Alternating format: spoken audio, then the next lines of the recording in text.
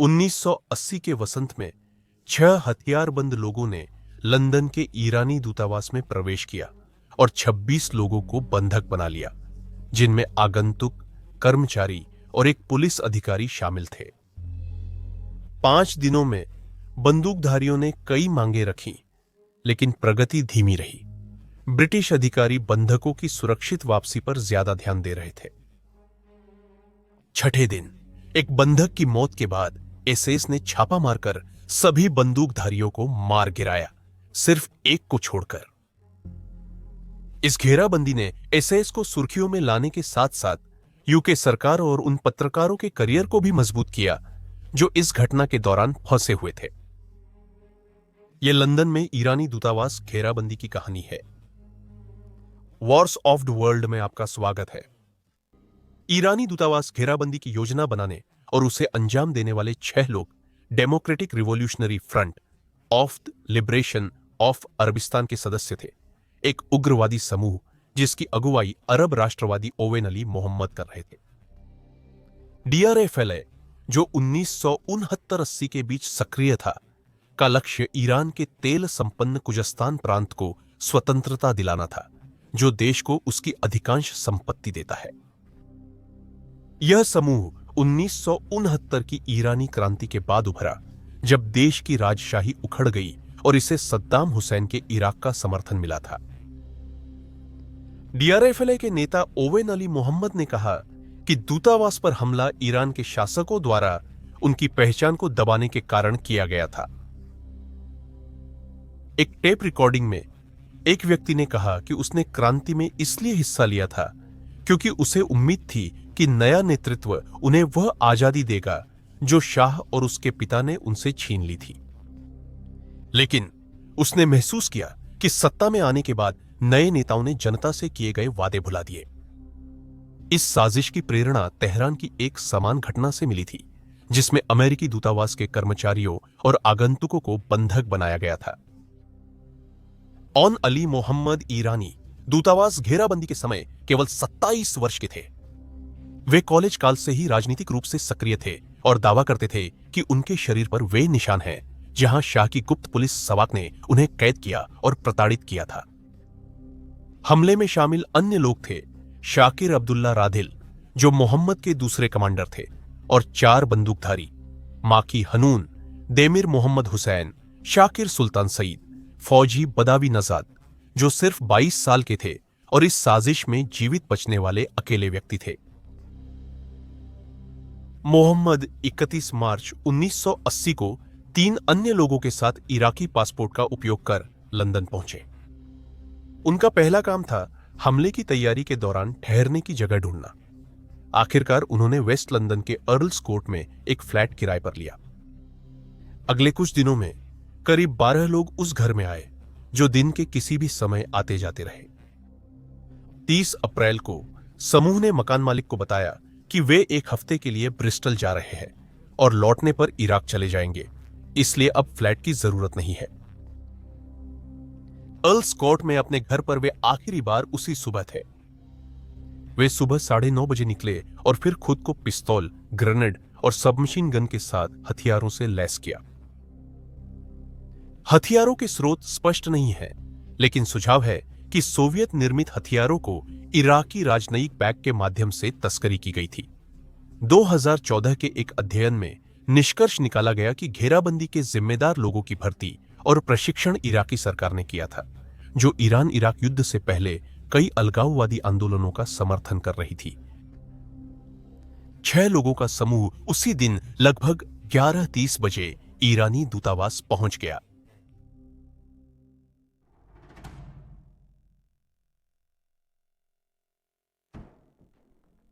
11:30 पर 6 बंदूकधारी Prince gate, south Kensington स्थित दूतावास भवन में घुस गए। ट्रेवर लॉक नाम के एक अकेले पुलिस कांस्टेबल जो दूतावास की सुरक्षा कर रहे थे, उनके पास रिवॉल्वर था, लेकिन हथियार निकालने से पहले ही उन्हें जल्दी काबू कर लिया गया। बंदूकधारियों में से एक ने पुलिस कांस्टेबल की तलाशी ली, लेकिन कुछ खास नहीं मिला। उन्हें उसका रिवॉल्वर नहीं मिला। डर के मारे उसने खाना पीना और कोट उतारने से मना कर दिया ताकि उसके पास छिपा हथियार न दिख जाए। उसने उनसे कहा कि वह पुलिस अधिकारी की छवि बनाए रखने के लिए अपनी जैकेट पहनना पसंद करेगा।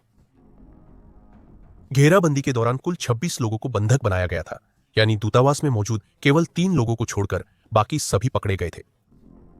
बच निकलने वाले लोग या तो ग्राउंड फ्लोर की खिड़की से बाहर निकले या पहली मंजिल की रेलिंग पार कर पड़ोसी इथियोपियाई दूतावास में गए। पकड़े गए लोगों में ज्यादातर ईरानी नागरिक और दूतावास के ब्रिटिश कर्मचारी शामिल थे। कई पत्रकार भी मौजूद थे, जिनमें सीरियाई मुस्तफा कारकुती भी शामिल थे, जो 1970 से लंदन में रह रहे थे। कारकुती सांस्कृतिक अताशे का इंटरव्यू लेने वाले थे कि तभी एक बंदूकधारी इमारत में घुस आया। पत्रकार मोहम्मद हाशिर फारूकी, सिम हैरिस और बीबीसी के क्रिस क्रेमर भी वहां मौजूद थे। फारूकी एक अन्य ईरानी अधिकारी का इंटरव्यू लेने आए थे, जबकि हैरिस और क्रेमर क्रांति के बाद ईरान जाने के वीजा प्राप्त करने की कोशिश कर रहे थे। ब्रिटिश पुलिस मौके पर उस समय पहुंची जब उन्हें गोलीबारी की खबर मिली और 10 मिनट बाद मेट्रोपॉलिटन पुलिस के डिप्लोमेटिक प्रोटेक्शन ग्रुप, जिसे अक्सर डीपीजी कहा जाता है, के सदस्य भी वहां पहुंच गए। उल्लेखनीय है कि यही वह समूह है जिसके लिए पीसी ट्रेवरलॉक कार्यरत थे। शुरुआत में पुलिस ने इमारत को घेरने की कोशिश की, लेकिन जैसे ही बंधक बनाने वालों में से एक खिड़की पर आया और गोली चलाने की धमकी दी, पुलिस तुरंत वहां से हट गई। करीब आधे घंटे बाद डिप्टी असिस्टेंट कमिश्नर जॉन डेलो मौके पर पहुंचे। वरिष्ठ अधिकारी होने के नाते उन्होंने ऑपरेशन की कमान संभाली और सड़क के नीचे एक नर्सरी स्कूल में पुलिस बेस स्थापित किया। जल्द ही स्पेशलिस्ट फायर आर्म्स कमांड को सहायता के लिए बुलाया गया।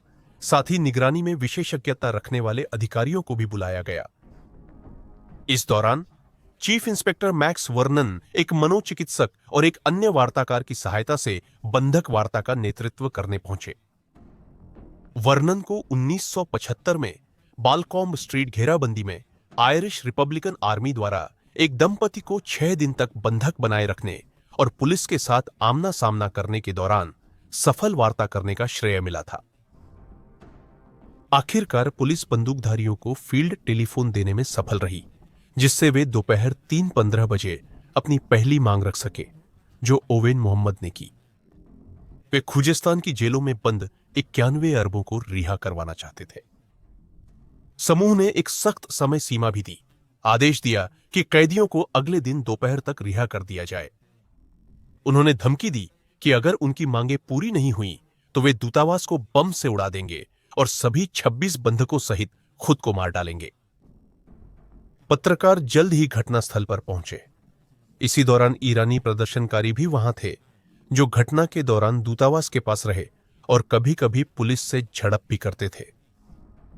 स्थिति पर नियंत्रण बनाए रखने के लिए ब्रिटिश सरकार की आपातकालीन समिति, जिसे कैबिनेट ऑफिस ब्रीफिंग रूम्स का संक्षिप्त नाम cobra cabinet office briefing rooms कहा जाता है, स्थिति पर चर्चा करने के लिए एकत्रित हुई। बैठक की अध्यक्षता गृह सचिव विलियम व्हाइटलो ने की, क्योंकि प्रधानमंत्री मार्गरेट थैचर उपलब्ध नहीं थी। इसमें कई प्रमुख अधिकारी, विशेषज्ञ सलाहकार और सरकारी मंत्री शामिल हुए। रिपोर्ट्स के अनुसार ईरानी सरकार ने अमेरिका और ब्रिटेन पर इस घेराबंदी का समर्थन करने का आरोप लगाया, यह दावा करते हुए कि यह तेहरान में अमेरिकी दूतावास की घेराबंदी का जवाब था, भले ही उन्हें इसकी सूचना दी गई थी।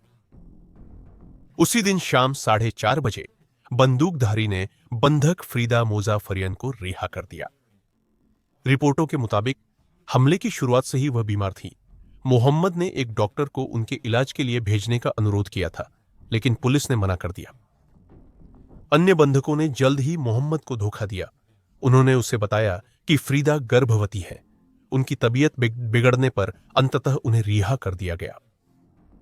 अगले दिन 1 मई को स्पेशल एयर सर्विसेज यानी एसएएस की 2 टीमें एयरफोर्स से लंदन पहुंची। 1980 के मई घेराबंदी से पहले एसएएस की गतिविधियां आम लोगों के लिए लगभग अनजान थी और वे सेना की एक रहस्यमयी इकाई जैसी प्रतीत होती थी। असल में एसएएस की स्थापना द्वितीय विश्व युद्ध के दौरान की गई थी, ताकि वे सामान्य सैनिकों की तुलना में अधिक असामान्य अभियानों को अंजाम दे सके। 1972 के म्यूनिक नरसंहार के बाद जर्मनी ने GSG-9 और फ्रांस ने GIGN जैसी सैन्य इकाइयों की स्थापना की। नरसंहार के बाद ब्रिटेन ने एसएस के भीतर काउंटर रिवॉल्यूशनरी वॉरफेयर नामक एक अलग इकाई बनाई, जिसे आतंकवाद और अपहरण विरोधी अभियानों की जिम्मेदारी दी गई। एसआईएस ईरानी दूतावास पर घेराबंदी संभालने के लिए सुसज्जित थे। उनके पास आंसू gas, stun grenade, submachine gun और विस्फोटक उपलब्ध थे। 1 मई की शुरुआत में एक टीम को पड़ोसी इमारत 14 प्रिंसेस गेट भेजा गया, जो आमतौर पर royal college of general practitioners का मुख्यालय है। उसी सुबह बंधकों में से एक ने बीबीसी के न्यूज डेस्क पर कॉल किया। कुछ देर बाद मोहम्मद ने फोन उठाया और पत्रकार से सीधे बात की। मोहम्मद ने कहा कि गैर ईरानी बंधकों को सुरक्षित रखा जाएगा और वह DRFLA के सदस्य है। पत्रकार ने बंधकों से बात करना चाहा, लेकिन उसने मना कर दिया और कॉल काट दी गई। घटना का पता चलने के बाद पुलिस ने इमारत की फोन लाइनों और टेलेक्स सिस्टम को काटा, जिससे बंदूकधारियों के पास केवल सैन्य फोन रहा। बाद में उस सुबह पत्रकार सिम हैरिस ने पुलिस से डॉक्टर बुलाने के लिए उसी फोन का इस्तेमाल किया। उनके सहयोगी क्रिस क्रेमर काफी बीमार लग रहे थे, इसलिए ऐसा हुआ। बाद में पता चला कि क्रेमर अपने लक्षणों को अतिरंजित कर रहे थे ताकि हमलावर कुछ बंधकों को छोड़ दे। पुलिस वार्ताकार ने इमारत में किसी डॉक्टर के प्रवेश की अनुमति नहीं दी और सिम हैरिस से कहा कि वह समूह को क्रेमर को छोड़ने के लिए राजी करे। हालांकि समूह बहुत हिचकिचा रहा था और सुबह का अधिकांश समय बातचीत में ही बीत गया। अंततः बंदूकधारी ने लगभग 11-15 बजे क्रेमर को रिहा कर दिया। क्रेमर ने अपने लक्षणों को अतिरंजित किया था, लेकिन वह वास्तव में बीमार थे और बाद में अस्पताल ले जाए गए। अगले 45 मिनटों में पुलिस ने मोहम्मद से पुनः बात की। वे समझ रहे थे कि पिछले दिन दोपहर 12 बजे की डेडलाइन नजदीक आ रही थी। भले ही उन्हें विश्वास नहीं था कि उनके पास पूरी बिल्डिंग उड़ाने के साधन हैं, फिर भी उन्होंने मोहम्मद को डेडलाइन दोपहर 2 बजे तक बढ़ाने के लिए मनाया। इसके बाद और क्रेमर से बात करने के बाद अधिकारियों ने फैसला किया कि वे समय सीमा को गुजरने देंगे और वह चुपचाप गुजर गई। उस दोपहर तक DRFLA समूह से कोई संदेश नहीं आया। जब मोहम्मद ने ब्रिटिश मीडिया से मांग की कि वे उनके मुद्दों पर ईरान के अधिकारियों से चर्चा का बयान प्रसारित करें और फिर उन्हें यूके से सुरक्षित बाहर जाने दें। उस शाम दूतावास में तनाव बढ़ गया जब मोहम्मद ने पड़ोसी इथियोपियाई दूतावास से आवाजें सुनी। जब उसने PC लॉक से आवाज की पहचान करने को कहा, तो लॉक ने बताया कि यह इमारत की पुरानी दीवारों में चूहों के दौड़ने की आवाज है। तकनीशियन दीवारों में छेद कर सुनने वाले उपकरण लगा रहे थे। मोहम्मद की शंकाओं को दूर करने हेतु सरकार ने ब्रिटिश गैस को एक सड़क पर गैस लाइन मरम्मत के बहाने ड्रिलिंग करने का आदेश दिया। उन्हें उम्मीद थी कि शोर तकनीशियनों की आवाज छुपाएगा, पर इससे बंदूकधारी और बेचैन हुए। कोबरा ने लंदन हीथ्रो हवाई अड्डे के विमानों को दूतावास के ऊपर कम ऊंचाई पर उड़ाने की व्यवस्था की। घेराबंदी के तीसरे दिन 2 मई की सुबह मोहम्मद ने खिड़की पर आकर टेलेक्स सिस्टम तक पहुंच की मांग की। उसने अब्दुल फाजी एजाती, सांस्कृतिक अताशे की हत्या करने की धमकी दी। पुलिस ने टेलेक्स सिस्टम की पहुंच बहाल करने से मना कर दिया। मोहम्मद ने अब्दुल को खिड़की से हटाया और मांग की कि उसे बीबीसी के ऐसे व्यक्ति से बात करने दी जाए जो सिम हैरिस को जानता हो। हैरिस के बॉस टोनी क्रैब से अधिकारियों ने फिर संपर्क कर उन्हें घटनास्थल पर लाया।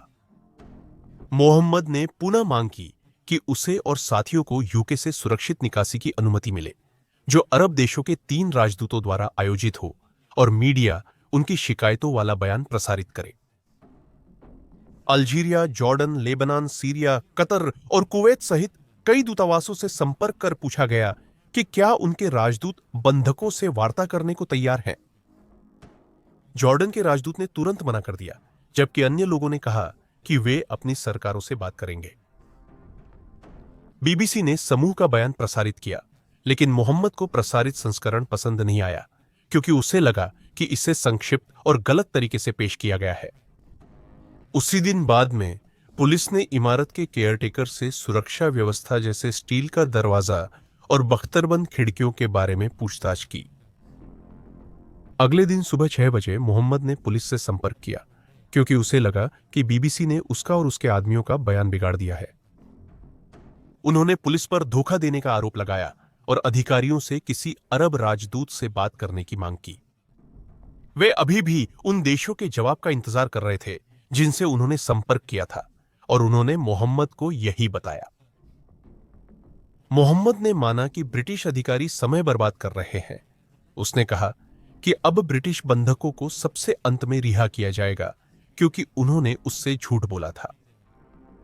उसने धमकी दी कि अगर उसकी मांगें पूरी नहीं हुई तो वह एक बंधक को मार डालेगा और टोनी क्रैबे से फिर बात करना चाहता है।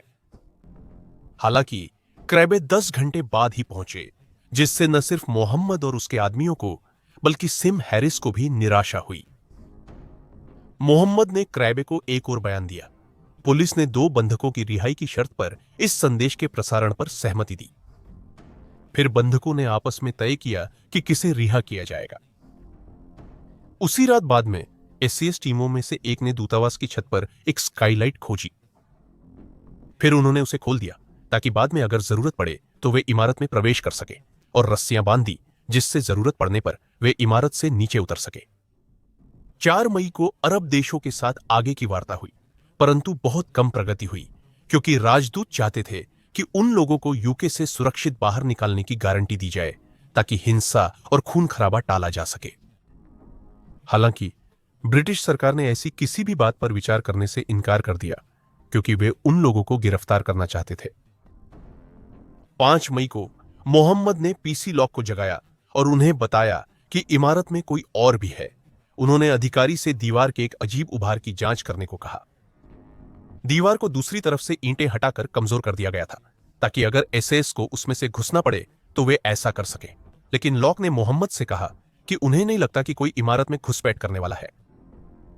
शक में रहते हुए मोहम्मद ने पुरुष बंधकों को अलग एक कमरे में रखा।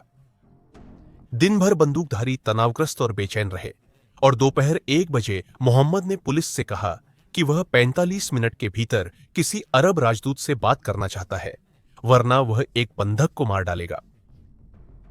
लॉक ने अधिकारियों को बताया कि उनका समय खत्म होने से 5 मिनट पहले दूतावास के मुख्य प्रेस अधिकारी को मारने के लिए नीचे ले जाया गया है। दोपहर 1:45 पर 3 गोलियों की आवाज गूंजी। कोबरा ने एसएस को हमले के लिए तैयार होने का आदेश दिया, भले ही उन्हें पता था कि छापे में लगभग 40% बंधकों की जान जा सकती है। एसएस के पहुंचते ही पुलिस वार्ताकारों ने रीजेंट्स पार्क मस्जिद के इमाम से बंदूकधारी से वार्ता करने का अनुरोध किया। बातचीत के दौरान 3 और गोलियां चली। निराश मोहम्मद ने पुलिस को बताया कि एक बंधक मर चुका है और अगर उनकी मांगें पूरी नहीं हुई तो बाकी बंधकों को भी 30 मिनट में मार दिया जाएगा। थोड़ी ही देर बाद दूतावास के मुख्य प्रेस अधिकारी अब्बास लफसानी का शव मुख्य दरवाजे से बाहर फेंक दिया गया। शव मिलने के बाद एसएस ने हमला किया। रेड और ब्लू टीम ने शाम 7:23 बजे और ऑपरेशन निम्रॉड आरंभ किया। रेड टीम के 4 सदस्य इमारत की पिछली छत से रस्सी से नीचे उतरे। इसी दौरान 4 और लोगों ने बिना ताले वाली स्काईलाइट से एक स्टन ग्रेनेड फेंका जो उसी समय फटने वाला था जब रस्सी से उतरने वाली टीम को विस्फोटक डिटोनेट करना था। हालांकि एक सदस्य के अपनी ही रस्सी में उलझने से अभियान में विलंब हुआ। जब एक साथी ने उनकी मदद की तो उन्होंने खिड़की में पैर डाला और कांच टूटने की आवाज से मोहम्मद को तुरंत समझ आ गया कि कुछ गड़बड़ है।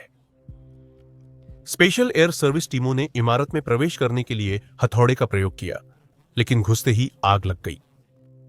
रस्सी में उलझे सैनिक को छुड़ाया गया और नीली टीम ने पहली मंजिल की खिड़की पर विस्फोटक लगाने के लिए अंदर धावा बोल दिया। सिम हैरिस कमरे में घुसते ही भागने पर मजबूर हुए, लेकिन अंततः उन्हें पहली मंजिल की एक बालकनी से दूसरी पर चढ़ाकर इमारत से बाहर निकाला गया। यह सब पुलिस, पत्रकारों और प्रदर्शनकारियों की निगाहों के सामने हुआ। हैरिस ने बाद में याद करते हुए कहा, वे अंदर ग्रेनेड फेंक रहे थे और कमरा जल रहा था, तो मुझे बालकनी पर रेंग कर जाना पड़ा और मैं सच में कूदने के लिए तैयार था। मैंने सोचा कि अगर मैं एक टूटी टांग के साथ भी बाहर निकल जाता तो भी ठीक रहता। इस बीच लॉक ने स्पेशल एयर सर्विस के आने की जानकारी पाते ही मोहम्मद को जमीन पर गिरा दिया ताकि वह भाग या हमला न कर सके। इस झड़प में स्पेशल एयर सर्विस के एक सैनिक ने मोहम्मद को गोली मार दी, जिससे उसकी मृत्यु हो गई।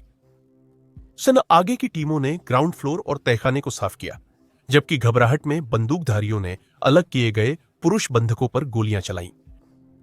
2 लोग घायल हो गए, जबकि एक और अली अकबर समदजादे मारे गए। स्पेशल एयर सर्विस टीमों ने बंधकों को बचाना शुरू किया, जबकि 2 बंदूकधारी बंधक बनकर भागने का प्रयास करने लगे। एक व्यक्ति को सीढ़ियों के नीचे धक्का देकर गोली मार दी गई जब उसने एक ग्रेनेड निकाला। अंततः एक को छोड़कर सभी बंदूकधारी मारे गए। पूरी कार्रवाई सिर्फ 17 मिनट चली।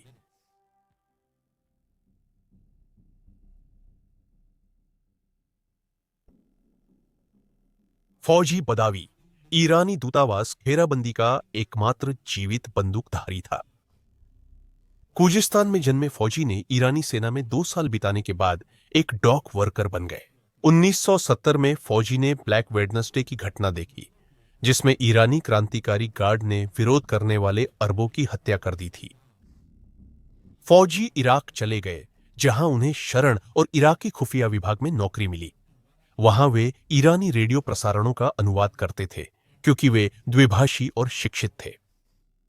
शीघ्र ही शेख शलामचेह ने फौजी को घेराबंदी में शामिल होने के लिए प्रेरित किया, जो स्वयं को किर्गिस्तान के सबसे बड़े अरब समुदाय अवाजी अरबों के राजनीतिक आंदोलन का नेता बताते हैं। 14 जनवरी 1981 को नेजाद को अदालत में पेश किया गया। उन पर हत्या की साजिश, अवैध कैद और जानबूझकर हथियार रखने के आरोप लगे थे। उन्होंने हत्या के आरोप में निर्दोषता जताई, पर बाकी आरोपों को स्वीकार किया। पूछताछ में उन्होंने दावा किया कि यह योजना इराकी अधिकारियों के मार्गदर्शन में बनी थी और उन्हें व अन्य बंदूकधारियों को ब्रिटिश पुलिस और सेना की ताकत व संसाधनों के बारे में गलत जानकारी दी गई थी।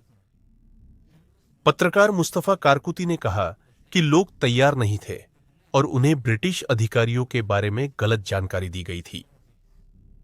नजाद को हत्या के अलावा अन्य सभी आरोपों में दोषी पाया गया और उन्हें कम से कम 25 साल की जेल की सजा दी गई। जेल में उन्हें फौजी के नाम से जाना जाता था। वे एक शांत और अंतर्मुखी कैदी थे, जो कोई परेशानी नहीं करते थे। अंततः उन्होंने घेराबंदी के कुछ पीड़ितों से क्षमा मांगने हेतु पत्र लिखा। 2000 के दशक में नए साक्ष्य सामने आए, जिनमें बंधकों के बयान शामिल थे, जो बताते हैं कि नेजाद ने हत्या से इनकार कर अन्य लोगों की तुलना में अधिक जानें बचाई, और यह भी पता चला कि घेराबंदी से पहले उसे क्या बताया गया था। बताया गया था कि एक जॉर्डन के राजदूत के हस्तक्षेप करने का वादा किया गया था, इससे पहले कि कोई हिंसा की जाती। अक्टूबर 2008 में वह जेल से रिहा हुआ, जब उसने 27 साल की सजा पूरी की। उसे समाज के लिए खतरा नहीं माना गया और उसे यूके में रहने दी गई अनुमति। ईरानी सरकार ने कथित रूप से घेराबंदी के अंत पर राहत महसूस की और दावा किया कि घटना में मारे गए 2 बंधक क्रांति के शहीद थे। सिर्फ 4 महीने बाद ईरान पर इराक ने हमला कर दिया। ईरान इराक युद्ध 8 साल तक चला और इसमें लाखों लोग मारे गए। ईरानी दूतावास छापे के बाद आग में पूरी तरह जल गया था और 13 साल बाद 1993 में फिर से खोला गया। घेराबंदी के बाद के दशकों में इस पर दर्जनों उपन्यास, टीवी कार्यक्रम और फिल्में बनाई गई हैं, जिनमें सच्ची घटनाओं का पुनः वर्णन और उनसे प्रेरित काल्पनिक कहानियां शामिल हैं। 1983 में एसएएस सैनिकों जैसा एक एक्शन मैन फिगर बनाया गया था, जो उस इमारत पर छापा मार रहे थे। इमारत के बाहर मौजूद पत्रकारों द्वारा लाइव टेलीविजन पर प्रसारित उस छापे के बाद एसएएस अचानक चर्चा में आ गए। जहां पहले एसएएस को एक अस्पष्ट इकाई माना जाता था, अब उन्हें कुशल समस्या समाधानकर्ता और हीरो के रूप में व्यापक रूप से पहचाना जाने लगा है। ये चेस ऑपरेशन के नेता सर जनरल माइकल रोज ने कहा कि यह घेराबंदी एसएस के लिए सबसे बुरी घटना थी, क्योंकि अब पूरी दुनिया उनकी मौजूदगी जानती थी। यह एसएस की प्रकृति के विपरीत था, जो छाया में रहने वाले गुप्त ऑपरेटिव माने जाते थे।